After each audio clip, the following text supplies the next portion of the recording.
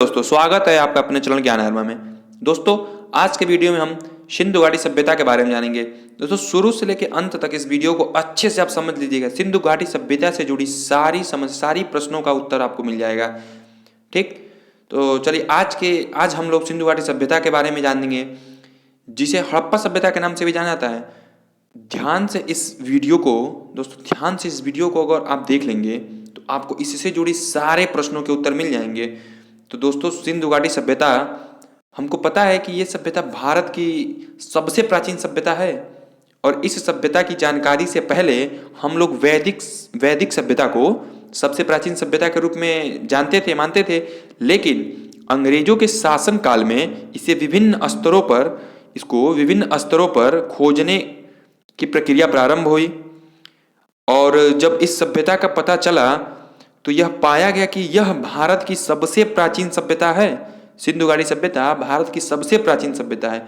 दोस्तों यहाँ पे समझने वाली बात यह है कि दोस्तों यह सभ्यता न केवल भारत की प्राचीन सभ्यता है बल्कि विश्व की 4 महत्वपूर्ण सभ्यताओं में से एक है, जिसमें हम लोग नील नदी की सभ्यता, जिसे मिस्र की सभ्यता के नाम से जाना जाता है, मेसोपोटामिया की सभ्यता, चीन की सभ्यता और भारत की सभ्यता, जिसे हम लोग सिंधु घाटी सभ्यता के नाम से जानते हैं।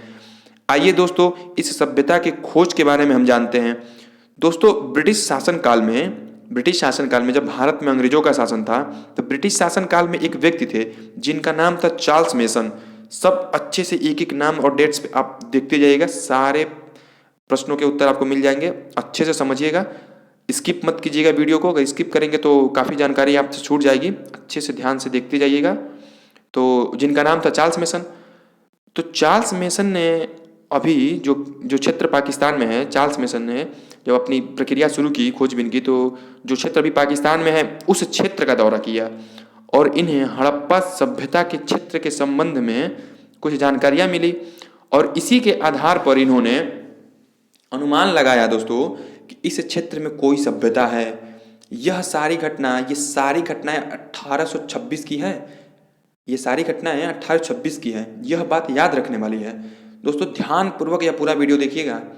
सिंधु घाटी सभ्यता के बारे में ये वीडियो आप ध्यान पूर्वक देखिएगा, आपके सारे डाउट्स क्लियर हो जाएंगे। तो चलिए आगे देखते हैं।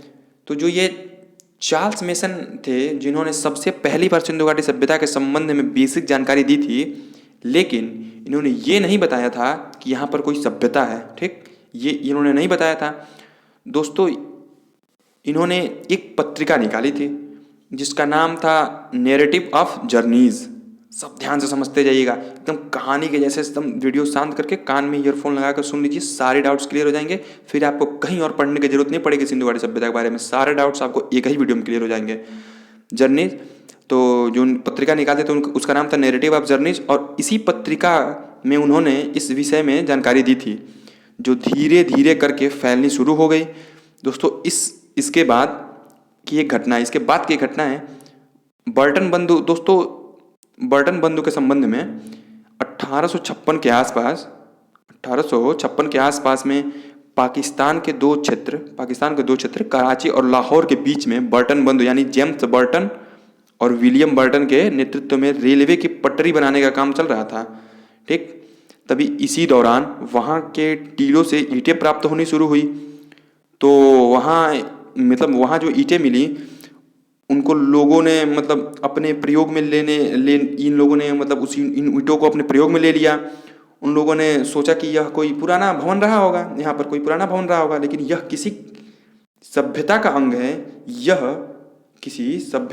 है, यह इनको पता नहीं था और इसके बारे में इन लोगों ने ज़्यादा खोजबीन भी नहीं की, कोई इंटरेस्ट नहीं दिखाया इस ईंटों के मिलने के बारे में। तो दोस्तों पहली बार यहाँ अगर किसी ने शोध किया या शोध करने का प्रयास किया तो वो थे अलेक्जेंडर कनिंघम। ठीक, याद रखिएगा नाम। लेकिन ये भी सफल नहीं हो सके दोस्तों, ये भी सफल नहीं हो सके। और दोस्तों अंततः आप याद रखिएगा सर जॉन मार्शल, ये नाम याद रखिएगा। सर जॉन मार्शल कौन थे? तो 1921 में भारत में पुरातात्विक विभाग के हेड थे ये सर जॉन मार्शल और इन्हीं के नेतृत्व में इस क्षेत्र में खुदाई का काम शुरू हुआ और खुदाई करने वाले 2 भारतीय नेतृत्वकर्ता थे, दयाराम साहनी। दोस्तों इनका पूरा नाम राम बहादुर दयाराम साहनी है और दूसरे भारतीय थे राखलदास बनर्जी। तो दोस्तों ध्यान से समझिएगा, तो जो दयाराम साहनी थे उनके नेतृत्व में हड़प्पा तथा राखलदास बनर्जी के नेतृत्व में मोहनजोदड़ो की खोज की गई। ठीक, जो दयाराम साहनी थे उनके नेतृत्व में दयाराम साहनी जी के नेतृत्व में हड़प्पा और राखलदास बनर्जी के नेतृत्व में मोहनजोदड़ो की खोज की गई। और इस तरह से इन्हें भी प्रारंभिक खोजकर्ताओं का श्रेय दिया जाता है। दोस्तों ध्यान से समझिएगा, बहुत महत्वपूर्ण है। अगर एक भी टॉपिक आपसे छूटे या छूट जाएगा तो आप समझ नहीं पाएंगे, अच्छे से समझते जाइएगा। तो दोस्तों ध्यान से समझिएगा, आपको एकदम सब क्लियर हो जाएगा। तो चलिए आगे देखते हैं। दोस्तों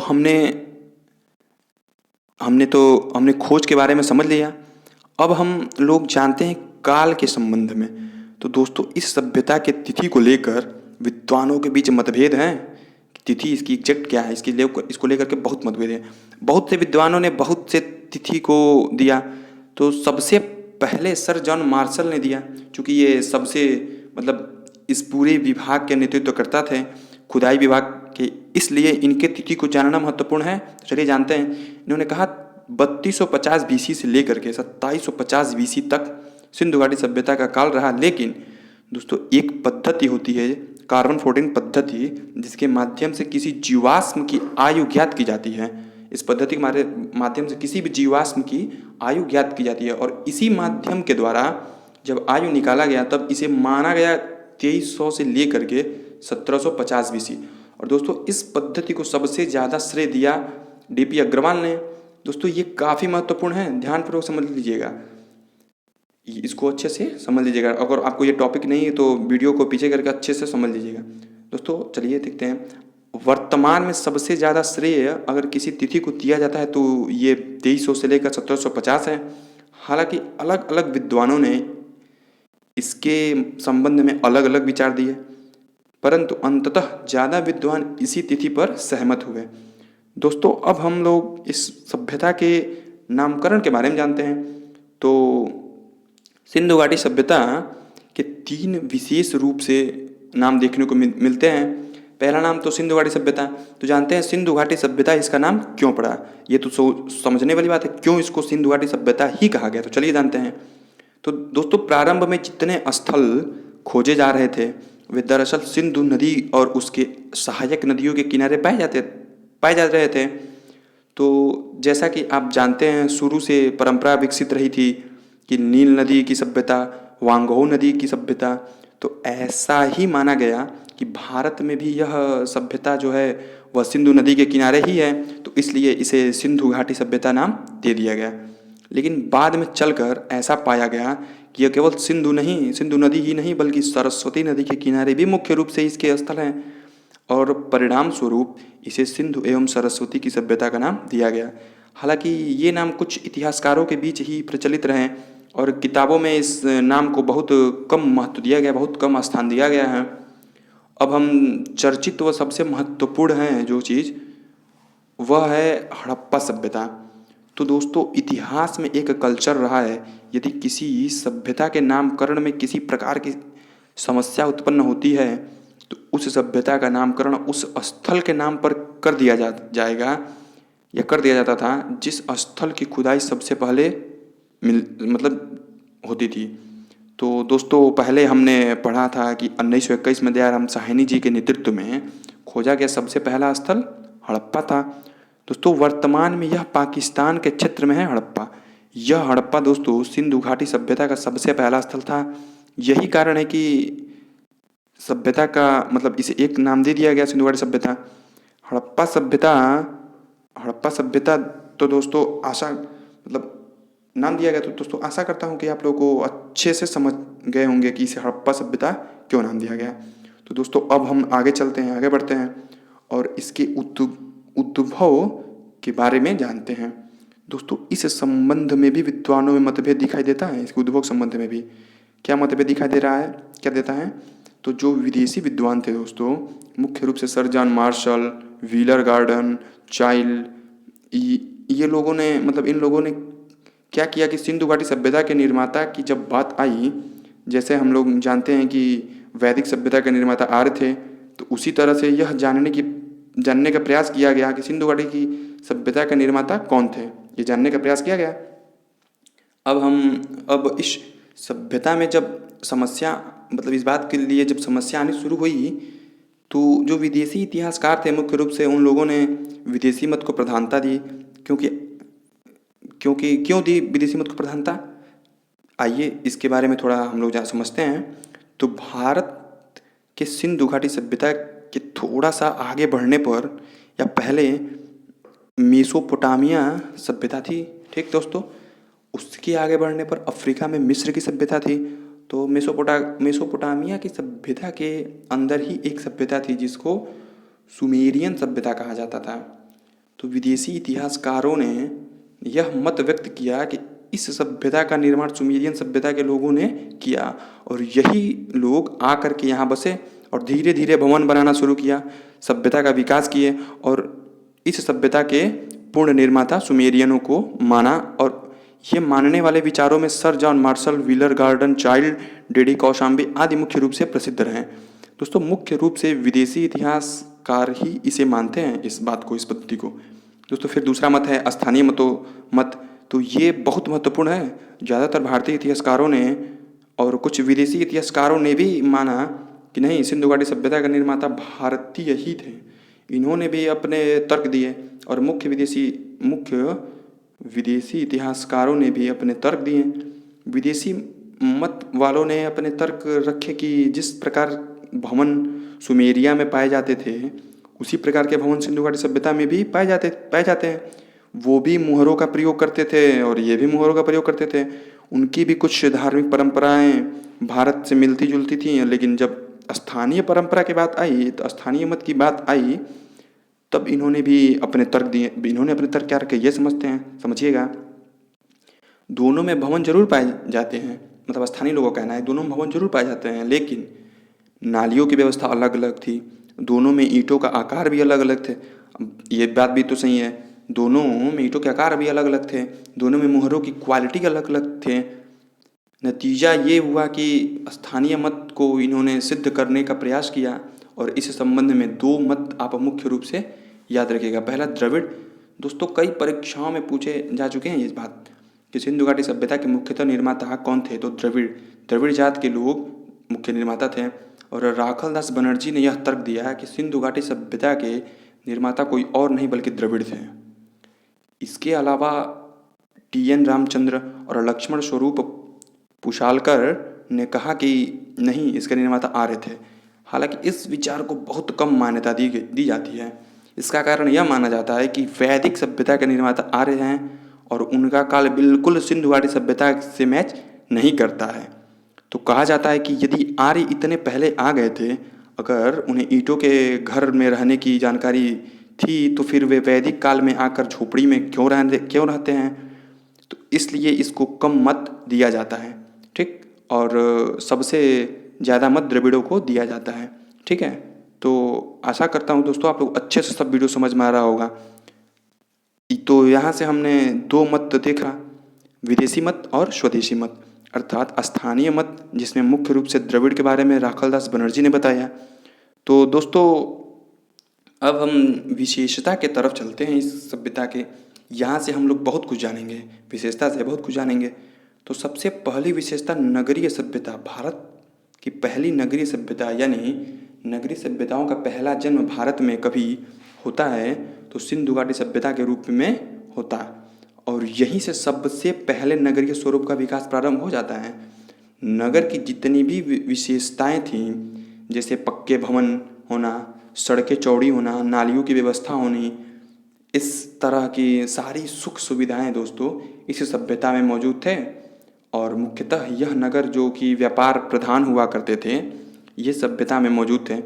तो इस सभ्यता की सबसे बड़ी विशेषता थी नगरीय सभ्यता। ये सभ्यता की सबसे बड़ी विशेषताओं में से एक सबसे बड़ी विशेषता ये थी कि ये नगरीय सभ्यता थी।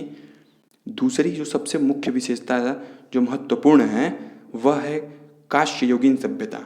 दोस्तों यह ध्यान दीजिएगा, क्योंकि इससे पहले जो सबसे पहला खोजा गया धातु था वह था तांबा।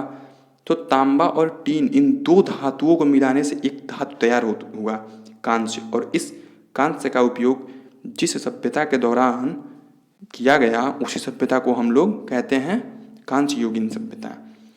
इससे जुड़े कई प्रश्न हैं दोस्तों, इससे जुड़े कई प्रश्न हैं। जैसे जिस काल में तांबे का प्रयोग हुआ वह है ताम्रयुगीन सभ्यता, जिस काल में पत्थर का उपयोग हुआ उस काल को हम पाषाण सभ्यता, जिस काल यह सभ्यता मतलब जानते हैं जिस काल में लोहे का प्रयोग उसे लौह युगीन सभ्यता के नाम से जाना जाता है। तो उसी तरह से सिंधु घाटी सभ्यता में कांस्य का बहुत ज़्यादा प्रयोग हुआ, इसलिए इसे हम कांस्य युगीन सभ्यता के रूप में जाना जाता है, इसको हम लोग जानते हैं।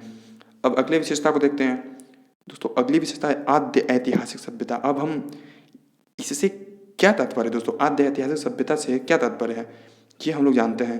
तो आद्य ऐतिहासिक सभ्यता से तात्पर्य है ऐसी सभ्यता जिसकी लिखित जानकारी मिली है लेकिन उसे पढ़ा नहीं जा सकता।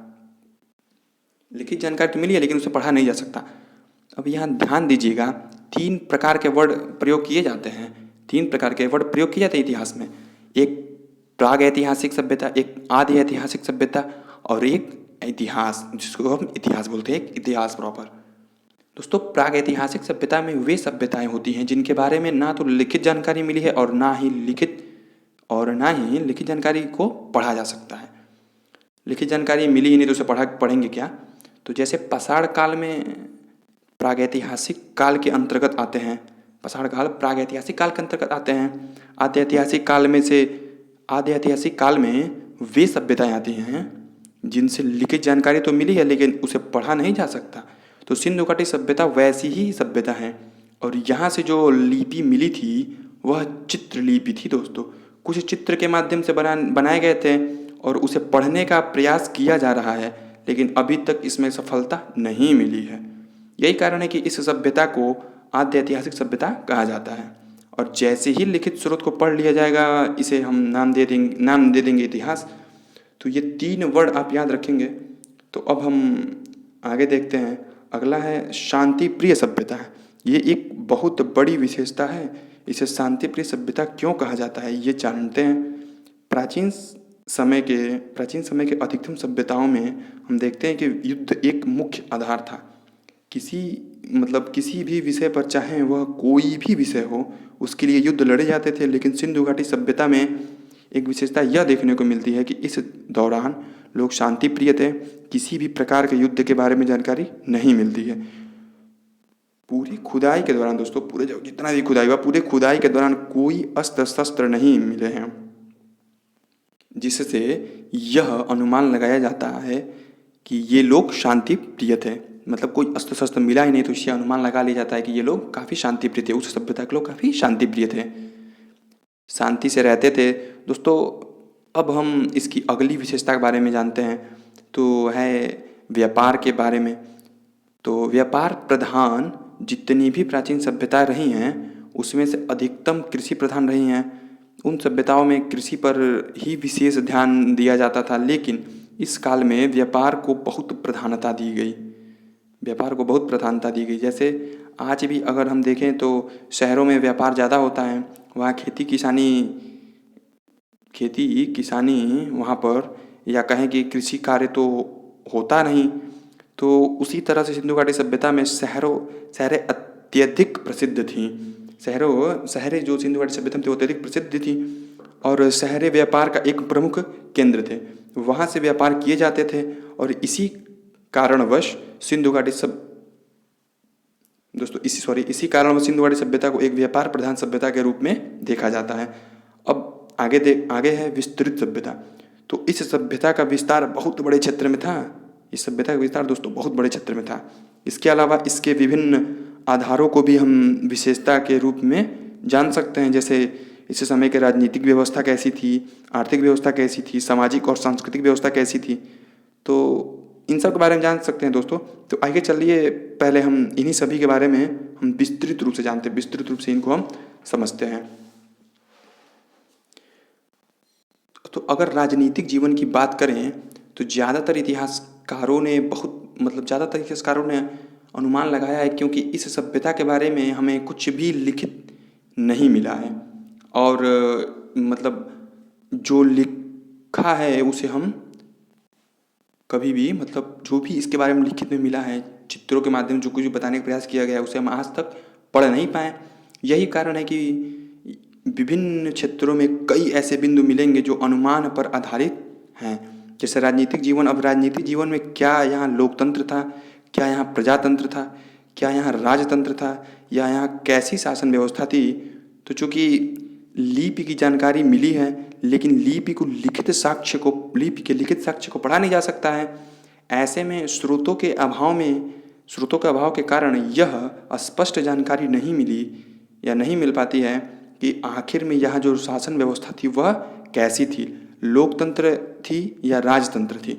तो जो भी इस पर प्रमाण मिले हैं वह अनुमान पर ही आधारित है। जैसे सभ्यता के संबंध में ज़्यादातर विद्वान इस विषय पर सहमत हैं कि शायद एक जो पुरोहित की मूर्ति मिली है, इस सभ्यता की खुदाई के माध्यम से जो पुरोहित की मूर्ति मिली है, उसके आधार पर यह अनुमान लगाया गया कि शायद यहाँ पर जो शासन व्यवस्था थी वो पुरोहितों द्वारा संचालित होता होगा, या तो पुरोहित द्वारा व्यापारी वर्ग का प्रभुत्व देखा जा सकता है इस सभ्यता में, या फिर नगर क्षेत्र के प्रशासन के लिए एक नगर निगम जैसी इकाई बनाई गई होगी, यहाँ प्रशासन चलाया जाता रहा होगा। तो यह संपूर्ण ये जो शासन व्यवस्था की जानकारी है यह वास्तव में अनुमान पर आधारित है। इसी संबंध में दोस्तों पीगट महोदय ने एक बात कही है कि मोहनजोदड़ो और हड़प्पा में जो शासन व्यवस्था के प्रमुख केंद्र थे या सबसे बड़े स्थलों में से एक, इसको उन्होंने सभ्यता की मतलब जो दो सबसे बड़े स्थल थे हड़प्पा और मोहनजोदड़ो, इन दोनों सभ्यता के ये दोनों स्थल प्रमुख केंद्र थे या सबसे बड़े स्थलों में से एक थे। इसको उन्होंने सभ्यता की जुड़वा राजधानी की संज्ञा दी है इन दोनों स्थलों को। इनके अलावा हंटर महोदय ने सिंधु घाटी सभ्यता के संबंध में कहा है कि मोहनजोदड़ो के शासन को राजतंत्रात्मक की जगह जनतंत्रात्मक माना जाना चाहिए।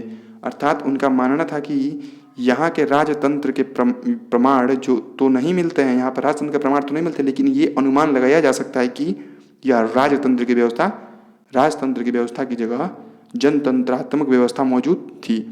अब राजतंत्र क्यों नहीं माना जाता है? क्योंकि यहाँ से किसी भी राजा के महल के प्रमाण नहीं मिले हैं, अस्त्र शस्त्र नहीं मिले हैं, इसलिए यहाँ ऐसा अनुमान लगाया जाता है कि लोग यहाँ हिंसा से दूर रहते थे, राजा और सैनिक जैसी व्यवस्था नहीं थी और लगभग यहाँ के लोग शांतिप्रिय जनतंत्रात्मक व्यवस्था के बीच जीवन जीते थे। तो अंततः इस पूरे राजनीतिक जीवन का निष्कर्ष यही है कि सिंधु घाटी सभ्यता के प्रमाणों के आधार पर यह पूर्ण रूप से नहीं कहा जा सकता है कि व्यवस्था कैसी थी, लेकिन जहाँ तक इतिहासकारों का विषय है तो वो यह अनुमान लगाते हैं कि संभवतः यहाँ शासन व्यवस्था या तो पुरोहित या व्यापारी वर्ग या नगर प्रशासन द्वारा संचालित किया जाता रहा होगा। ठीक है, उम्मीद है कि आपको अच्छे से समझ में आ रहा होगा दोस्तों। अब हम सामाजिक जीवन को देखते हैं इसके। तो दोस्तों सिंधु घाटी के सभ्यता के जो खुदाई से प्राप्त जो पुरातात्विक अवशेष हैं उसी के आधार पर सामाजिक जीवन का वर्णन इसके सामाजिक जीवन का वर्णन मिलता है। तो समाज की सबसे छोटी इकाई के रूप में परिवार का वर्णन देखा जा सकता है। संभवतः यहाँ पर परिवार जो था वो मातृसत्तात्मक था दोस्तों। ठीक दोस्तों, मातृसत्तात्मक का क्यों अनुमान लगाया जाता है? क्यों मातृसत्तात्मक का अनुमान लगाया जाता है? क्योंकि यह मातृ देवी की पूजा के प्रमाण तथा हिंदू देवी देवताओं के जो मुख्य रूप से मातृ देवी थीं उनकी पूजा को देखते हुए विशेष रूप से यह अनुमान लगाया गया है कि यहाँ मातृसत्तात्मक सत्ता मौजूद थी। ठीक, अर्थात माँ का परिवार में बहुत बड़ा योगदान माना जाता था। इसके अलावा यहाँ से कई लिखित साक्ष्य मिला है, मतलब कोई लिखित साक्ष्य नहीं मिला है, कोई यहाँ से लिखित साक्ष्य मिला नहीं है दोस्तों। इसलिए वर्ण व्यवस्था का पूर्ण प्रमाण तो नहीं मिलता है कि हाँ समाज जिस तरह से वैदिक काल में पढ़ेंगे ब्राह्मण क्षत्रिय वैश्य और शूद्र 4 वर्णों में विभाजित हो जाता है, उस तरह से वर्ण व्यवस्था का प्रमाण यहाँ पर नहीं मिलता है। लेकिन इतना जरूर देखने को मिलता है कि समाज में कई वर्ण थे। ये वर्ग मुख्यतः पेशा आधारित रहे होंगे उदाहरण के लिए जैसे पुरोहित, व्यापारी वर्ग, श्रमिक वर्ग, शिल्पी वर्ग।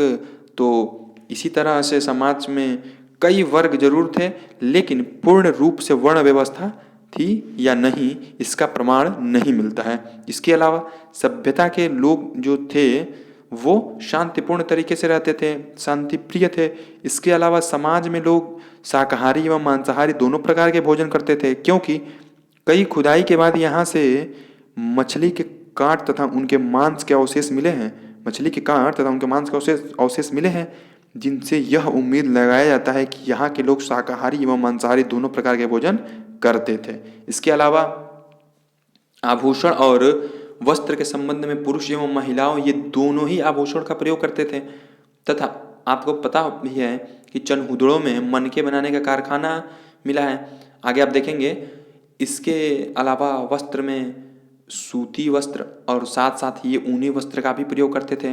और मनोरंजन के साधन के रूप में यहाँ के लोग पासे खेलना, नृत्य करना, शिकार करना, पशुओं को लड़ाना आदि शौक रखते थे। दोस्तों कहानी के रूप में सब समझ लीजिएगा, सारी सिंधु घाटी सभ्यता एकदम आपको कंठस्थ हो जाएगी। तो चलिए, और इसके माध्यम से मनोरंजन करते थे इन सब क्रियाओं को करके। तो इससे हम लोगों ने सिंधु घाटी सभ्यता के लोगों के सामाजिक जीवन को देखा। इन सभी चीज़ों से हम लोग सिंधु घाटी सभ्यता के लोगों के सामाजिक जीवन को देखा। अब हम लोग सिंधु घाटी सभ्यता के लोगों के आर्थिक जीवन के बारे में जानते हैं। तो आर्थिक जीवन में कुछ विशेष क्षेत्र होते हैं, जैसे कृषि, पशुपालन, उद्योग और व्यापार। चारों क्षेत्रों पर नज़र डालते हैं दोस्तों हम कि सिंधु घाटी सभ्यता में कैसी आर्थिक स्थिति थी। तो कृषि के बहुत सारे प्रमाण मिले हैं, मतलब कृषि के तो बहुत सारे प्रमाण मिले हैं सिंधु घाटी सभ्यता से। जैसा कि आप जानते हैं कि टेराकोटा के हल जो मिट्टी के थे वो बनवाली से मिले हैं। तो जूते हुए खेत के साक्ष्य को वो कालीबंगा से मिले हैं। आगे सब देखेंगे हम लोग अच्छे से विस्तृत रूप से।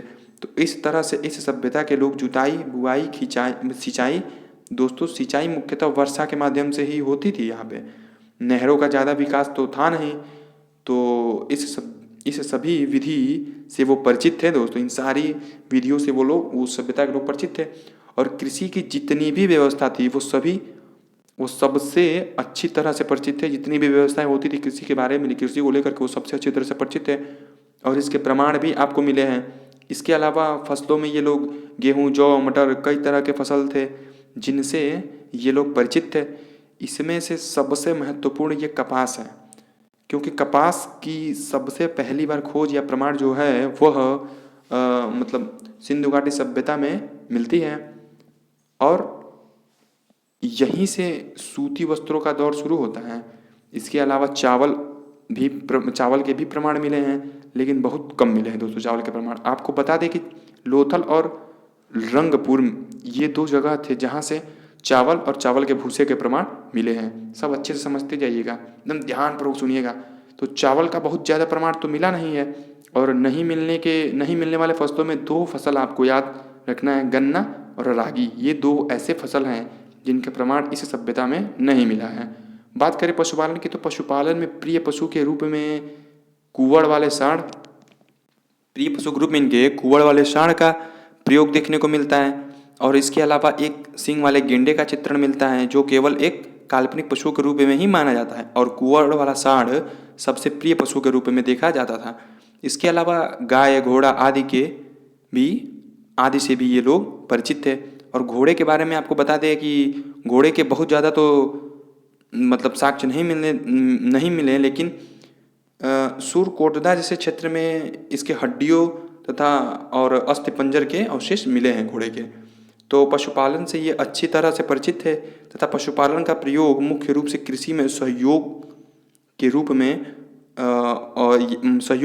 में मतलब कृषि में इनको सहयोग हो जाए, सहायता के रूप में, और यात्रा में सहायता के लिए, और मांस, मछली, दूध प्राप्ति के उद्देश्य से ही किया जाता पशुपालन। दोस्तों अगला उद्योग क्षेत्र की बात करें तो इस सभ्यता में सबसे बड़ा उद्योग था सूती वस्त्र उद्योग। दोस्तों ये कपास से सबसे पहले परिचित थे, इसलिए सूती वस्त्र के उद्योग से परिचित हुए। और यही सूती वस्त्र का व्यापार विदेश में भी किया जाता था। इसके अलावा बर्तन निर्माण, और शिल्प से जुड़ा हुआ, जैसे धातु से जुड़े हुए अलग अलग चीज़ों का निर्माण करना, जैसे मूर्ति बनाना, खिलौने बनाना, बर्तन बनाना आदि कार्य भी किए जाते थे। तो कई प्रकार के उद्योग थे जिसमें सबसे महत्वपूर्ण अगर कोई था तो सूती वस्त्र, और सूती वस्त्र के कपड़े से लेकर के सूती वस्त्र के धागे तक के अवशेष मोहनजोदड़ो से मिले हैं। तो सबसे महत्वपूर्ण यही था, याद रखिएगा। तो उद्योग से ये मतलब परिचित थे दोस्तों। बात व्यापार की करें, अगर हम उद्योग से तो परिचित है तो बात व्यापार की करें तो व्यापार आंतरिक और बाह्य दोनों थे। यहाँ पर आंतरिक और बाह्य दोनों व्यापार थे। आंतरिक व्यापार में आपसी क्षेत्रों में व्यापार किया जाता था, तथा बाह्य व्यापार में भारत के बाहर मुख्यतः पश्चिमी एशिया के, मध्य एशिया, ईरान से, अफगानिस्तान से और मेसोपोटामिया के क्षेत्र और मिस्र के क्षेत्र से भी व्यापार के प्रमाण मिलते हैं। इन व्यापारों के संचालन में निर्यात और आयात दोनों विधि थे। इसके अलावा जो व्यापार होता था उस समय तक सिक्के की खोज नहीं हुई थी। तो व्यापार जो था वस्तु विनिमय, यानी एक वस्तु देने और उसके बदले में दूसरे वस्तु लेना, इसी पद्धति द्वारा व्यापार संचालित किया जाता था। दोस्तों, निर्यात किए जाने वाले वस्तुओं में सबसे प्रमुख था सूती वस्त्र। चूँकि भारत में सूती वस्त्र के उद्योग थे और कपास उत्पादन होता था, इसलिए भारत में सूती वस्त्र, हाथी दांत, इमारती लकड़ियाँ आदि का निर्यात विदेशों में किया जाता था। लेकिन बहुत से ऐसी वस्तुएं भी थी जो विदेशों में से आयात किए जाते थे। तो दोस्तों, कौन से वस्तु कहाँ से आयात किए जाते थे? चांदी मुख्य रूप से ईरान और अफगानिस्तान क्षेत्र से भारत में मंगाया जाता था, तथा अब टीन जो है दोस्तों अफगानिस्तान क्षेत्र से विशेष रूप से मंगाया जाता था। इसके अलावा तांबा जो था दोस्तों, तो तांबा राजस्थान के खेतड़ी क्षेत्र से मंगाया जाता था, और राजस्थान का खेतड़ी तांबा के खान के लिए प्रसिद्ध है। ये बात अच्छे से समझ लीजिएगा। और वहीं से तांबा निकाल करके भारत के विभिन्न क्षेत्रों में भेजा जाता था। इसके अलावा लाजवर्द जो हैं वो मेसोपोटामिया से मंगाया जाता था। और तो दोस्तों, ये लोग इन सब को अच्छे से समझ लीजिएगा, आप सब अच्छे से इन सब चीज़ों को समझ लीजिएगा, ये सब काफ़ी महत्वपूर्ण है दोस्तों। अब हम लोग सिंधु घाटी सभ्यता के लोगों के धार्मिक जीवन के बारे में जानते हैं, थोड़ा धार्मिक जीवन के बारे में जानते हैं उनके। सिंधु घाटी सभ्यता में धर्म तो मौजूद था, धर्म के कई रूप मौजूद थे, उसके पूजा पाठ के कई रूप मौजूद थे, लेकिन धर्म समाज के जीवन का एक अंग था या नहीं, वो पूरी तरह से समाज पर हावी था। लौकिक सभ्यता थी ये। लौकिक सभ्यता जिसमें हम देखते हैं कि उसमें ही ईश्वरीय विश्वास को मानते हैं, और अलौकिक सभ्यता जिसे हम देख नहीं सकते हैं, उसमें आस्था रखना तो वर्तमान समय में लौकिक और अलौकिक दोनों हैं। लेकिन सिंधु घाटी सभ्यता में लौकिक सभ्यता विशेष रूप से थी, और इस सभ्यता में धर्म बहुत वर्चस्वशाली नहीं था। इस सभ्यता में धर्म जो था वो बहुत वर्चस्वशाली नहीं था, बल्कि धर्म जीवन के एक अंग के रूप में कार्य कर रहा था। तो लौकिक सभ्यता था, यहाँ धर्म वर्चस्वशाली नहीं थे, लेकिन जीवन का एक महत्वपूर्ण भाग जरूर था। धर्म जो था जीवन का एक महत्वपूर्ण भाग जरूर था। यहाँ से मंदिर का कोई प्रमाण नहीं मिला है। धर्म के सभी अवशेष मिले हैं, लेकिन मंदिर का कोई विशेष प्रमाण नहीं मिला है। सभ्यता में पुरुष रूप में देवताओं की पूजा और मातृ रूप में देवियों की पूजा के प्रमाण मिले हैं। विशेष रूप से मातृ देवी की मूर्ति मिली है, जिसका प्रमाण मोहनजोदड़ो से मिला है। और दोस्तों, उर्वरता की देवी की मूर्ति मिली है, जिसमें एक स्त्री के गर्भ से एक पौधे को निकलते हुए दिखाया गया है। इसका प्रमाण हड़प्पा में मिला है। दोस्तों, यहाँ के सबसे प्रमुख देवता जो थे वो थे पशुपतिनाथ।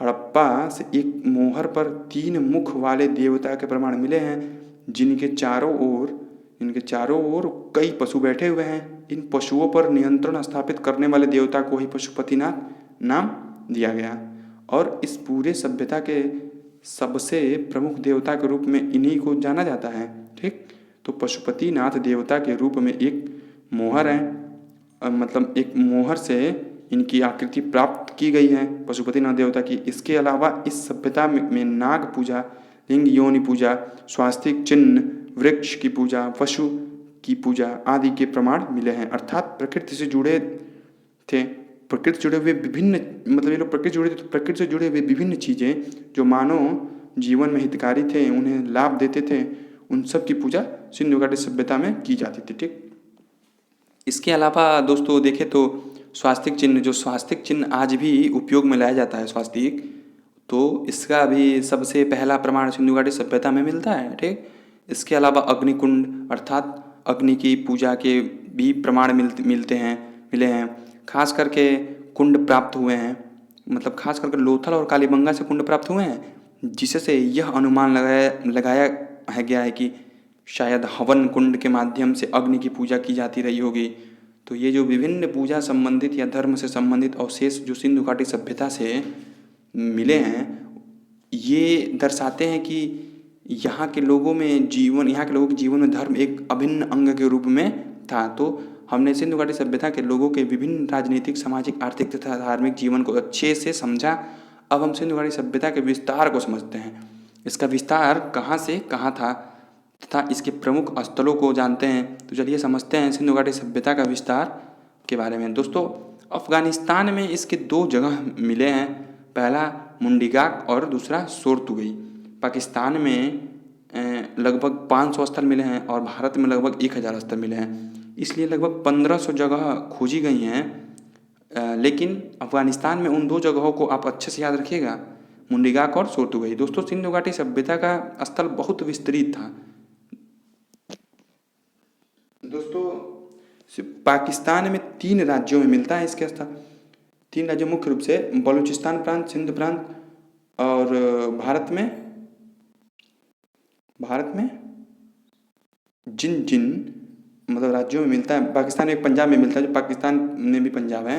भारत में जिन राज्यों में मिलता है वे जम्मू एंड कश्मीर, पंजाब, हरियाणा, उत्तर प्रदेश, गुजरात, राजस्थान, महाराष्ट्र। इनमें से गुजरात में सबसे ज़्यादा स्थल मिलते हैं इसके।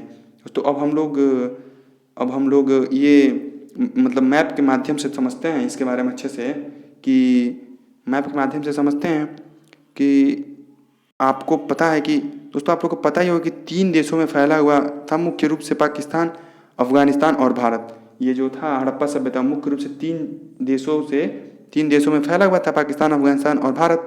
लेकिन जब हम विस्तार की बात करते हैं तो सभ्यता का जो क्षेत्र संसार के सभी प्राचीन सभ्यताओं के क्षेत्र से अनेक गुना था। उस समय की जितनी भी सभ्यताएं थी पूरे विश्व में, दोस्तों विश्व में उस समय जितनी भी सभ्यताएं थीं, उन सभी सभ्यताओं से इस सभ्यता का आकार अनेक गुना और विशाल था।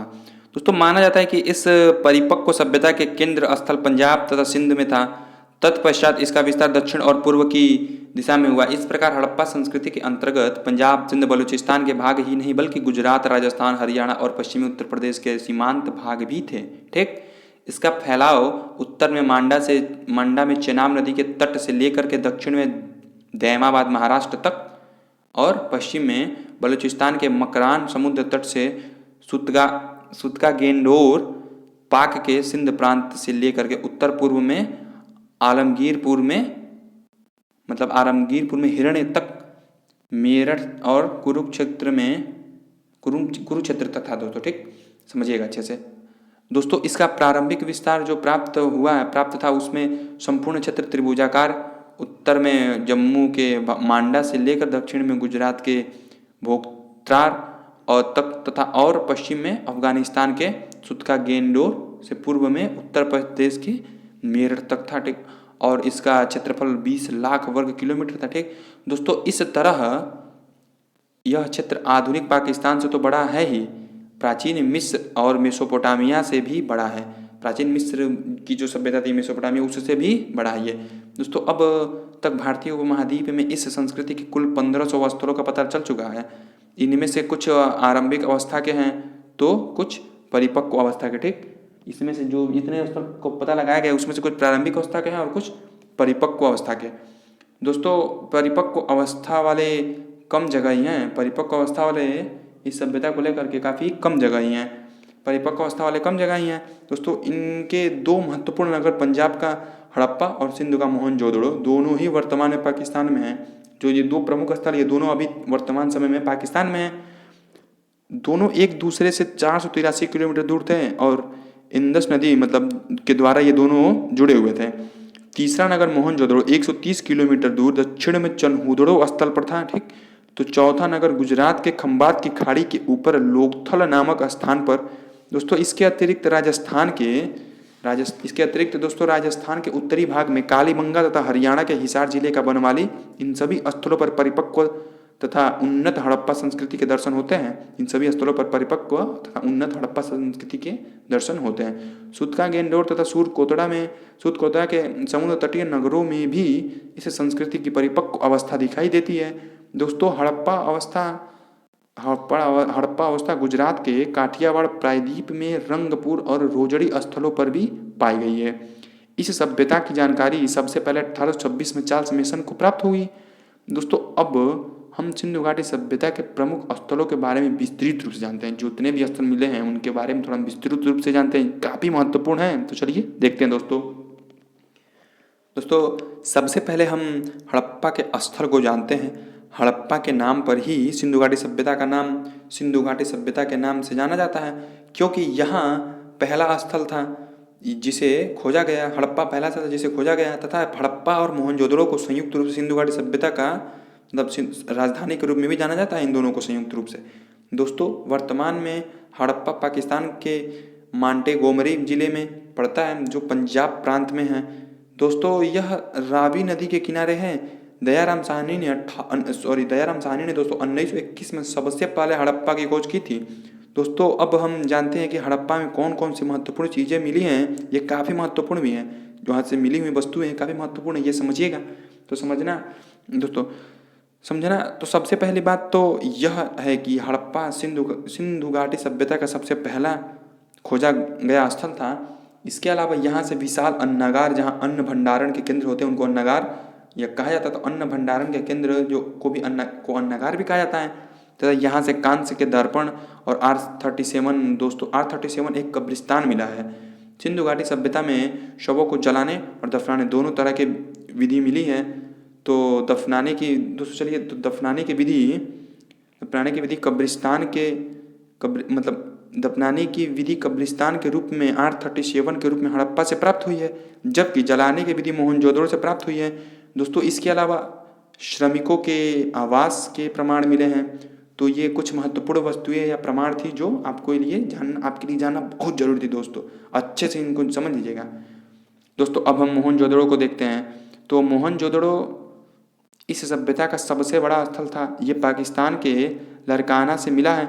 दोस्तों मोहनजोदड़ो सिंधु नदी के दाहिने तट पर पाकिस्तान से मिला है, जो कि पाकिस्तान के सिंध प्रांत से मिला है, मतलब ये स्थल।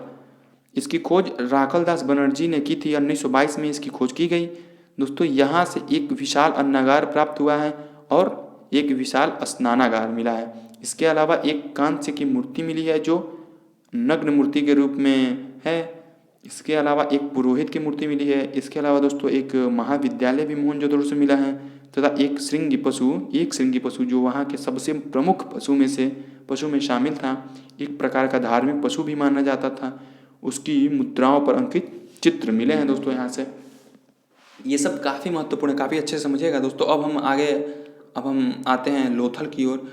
तो भारत में गुजरात के अहमदाबाद में स्थित और यह भोगवा नदी के दोस्तों किनारे है और रंगनाथ राव द्वारा इसकी खोज 1957 में की गई थी। दोस्तों यह बहुत महत्वपूर्ण है क्योंकि यह सिंधु घाटी सभ्यता का गोदीवाड़ा का मतलब यह है कि पत्तन यानी वह क्षेत्र जिसे हम बंदरगाह के रूप में जानते हैं। तो सिंधु घाटी सभ्यता का बंदरगाह लोथल में था या यहाँ से इसके अवशेष मिले हैं। इसके अलावा यहाँ से चावल के अवशेष मिले हैं, एक अग्निकुंड का भी अवशेष मिला है, हाथी दांत के अवशेष मिले हैं। इसके अलावा 3 युगल समाधि यानी 2 मृत शरीर एक साथ जमीन में दफनाए हुए अवशेष मिले हैं। ये काफ़ी महत्वपूर्ण है। इसके अलावा घोड़े की मिट्टी मूर्ति भी मिली है। तो चलिए दोस्तों अब हम एक प्रसिद्ध स्थल के बारे में जानते हैं जो कालीबंगा। यह हनुमानगढ़ राजस्थान में स्थित है। दोस्तों यह भारत के प्रमुख स्तरों में शामिल है। घग्गर नदी के तट पर यह प्राप्त हुआ है और मतलब अमलानंद घोष द्वारा इसकी खोज की गई थी। दोस्तों यहाँ से काले रंग की चूड़ियाँ मिली हैं। इसके अलावा जुती हुए खेत के साक्ष्य अर्थात जुताई के जो चिन्ह होते हैं वे मिले हैं। तो जूते हुए खेत के प्रमाण मिले हैं। इसके अलावा अग्निकुंड मिला है। दोस्तों इसके अलावा एक महत्वपूर्ण बात यह मतलब यहाँ से भूकंप के प्रमाण मिले हैं, क्योंकि यह भी कहा जाता है कि इस सभ्यता के विनाश में भूकंप का महत्वपूर्ण योगदान था। दोस्तों अब हम आते हैं राखीगढ़ी की। तो राखीगढ़ी हिसार हरियाणा में घग्गर नदी के तट पर है और सूरजभान द्वारा इसकी खोज किया गया था। दोस्तों ये मतलब एक महत्वपूर्ण बात यह है कि भारत में स्थित सबसे बड़ा हड़प्पा स्थल कौन सा था? सिंधु घाटी सभ्यता का सबसे बड़ा स्थल कौन सा था? तो भारत में बात करें तो यह था राखीगढ़ी, जो कि हरियाणा में ही मिला है। दोस्तों यहाँ से ताम्र उपकरण प्राप्त हुए हैं। उम्मीद है कि आपको अच्छे से समझ में आ रहा होगा। अब हम आगे देखते हैं चनहुदड़ो। चनहुदड़ो भी एक प्रमुख हड़प्पा कालीन स्थल था जो पाकिस्तान के सिंध प्रदेश से प्राप्त हुआ है। यह भी सिंधु नदी के तट पर था और इसकी खोज अर्नेस्ट मैके एवं मजूमदार ने मिलकर की थी। दोस्तों सहयोगी सब में थे, जितने भी ऊपर बताया गया सब में सहयोगी थे। सारे जगहों की खोज में कई लोगों का योगदान था, लेकिन जो महत्वपूर्ण है हम उन्हीं के बारे में जानते हैं। दोस्तों यहाँ से मनके बनाने का कारखाना यानी छोटे छोटे आभूषण बनाने का कारखाना जिसमें मनके बनाने का कारखाना था, ये चनहुदड़ो से प्राप्त हुए हैं। इसके अलावा महिलाओं द्वारा उपयोग में लाए जाने वाले श्रृंगार के प्रसाधन जो होते हैं उनके भी प्रमाण या उनके भी उपकरण मिले यहाँ से। इसके अलावा बिल्ली का पीछा करते हुए कुत्ते के निशान चनहुदड़ो से मिले हैं। दोस्तों ठीक, अब हम देखते हैं बनावली। दोस्तों बनावली भी हरियाणा के हिसार में मिला है। यह सरस्वती नदी जो पहले भारत में बहती थी, अभी यह नदी विलुप्त हो चुकी है, तो सरस्वती नदी के तट पर मिली है। दोस्तों यहाँ से मिट्टी के हल के प्रमाण मिले हैं, लेकिन ये याद रखिएगा कि जूते हुए खेत के प्रमाण कालीबंगा से मिले हैं और यहाँ से मिट्टी के हल के प्रमाण मिले हैं, लेकिन जूता हुआ खेत के प्रमाण कालीबंगा से मिले। ठीक दोस्तों, अगला स्थल है रोपड़ रूपनगर पंजाब से प्राप्त हुआ है। ये सतलज नदी के किनारे है और इसकी खोज यज्ञदत्त शर्मा ने की थी। दोस्तों यहाँ से एक महत्वपूर्ण वस्तु तांबे की कुल्हाड़ी मिली है। ठीक, तो अगला है दोस्तों रंगपुर अहमदाबाद गुजरात से मिला है। यह भादर नदी के किनारे इसकी खोज SR राव द्वारा की गई और यहाँ से धान की भूसी और ज्वार बाजरा जो एक फसल है उसके प्रमाण मिले हैं। अब हम जानते हैं सूरकोटदा के बारे में। दोस्तों सूरकोटदा कच्छ क्षेत्र गुजरात से संबंधित है, सरस्वती नदी के किनारे, और यहाँ से जो महत्वपूर्ण चीज़ मिला है वह है घोड़े की हड्डी। इसके अलावा यहाँ से कलश सावधान, जैसा कि आप शव के बारे में कलश सावधान, तो जैसा कि आप शव के बारे में कुछ और बातें पहले भी जान चुके हैं या पहले भी बताया जा चुका है आपको कि हड़प्पा में कब्रिस्तान यानी दफनाने की प्रथा, मोहनजोदड़ो में जलाने की प्रथा, लोथल में युगल समाधियाँ के बारे में हमने जाना कि दो मृत शरीर को एक साथ दफनाने की प्रथा और सूरकोटदा में कलश सावधान की प्रथा मिली है। यानी एक कलश में मृत शरीर के अंशों को जमा करके जमीन के नीचे दफनाने की प्रथा। इसके अलावा तराजू का एक नमूना सूरकोटदा से प्राप्त हुआ है। तो प्रमुख स्तरों से मिली प्रमुख या महत्वपूर्ण जो वस्तुएं थी उनके बारे में हमने जाना। तो सिंधु घाटी सभ्यता के बारे में कुछ बेसिक जानकारियाँ थी जिनको हमने एक अच्छे से कहानी के माध्यम से या कहानी की तरह इस वीडियो के माध्यम से जाना। ये अगर पूरा वीडियो आप देख लेते हैं तो सिंधु घाटी सभ्यता को विस्तृत रूप से पढ़ने से पहले आपकी काफ़ी बेसिक नॉलेज क्लियर हो जाएंगी। तो आशा करता हूँ दोस्तों आपको ये वीडियो अच्छा लगा हो तो दोस्तों इस वीडियो को अवश्य शेयर करें। अच्छा लगा हो तो इस वीडियो को शेयर करें, लाइक करें वीडियो को, अपना जो भी सुझाव हो कमेंट बॉक्स में अवश्य दें और चैनल को सब्सक्राइब नहीं किया तो चैनल को प्लीज़ दोस्तों सब्सक्राइब कर सपोर्ट करें। धन्यवाद।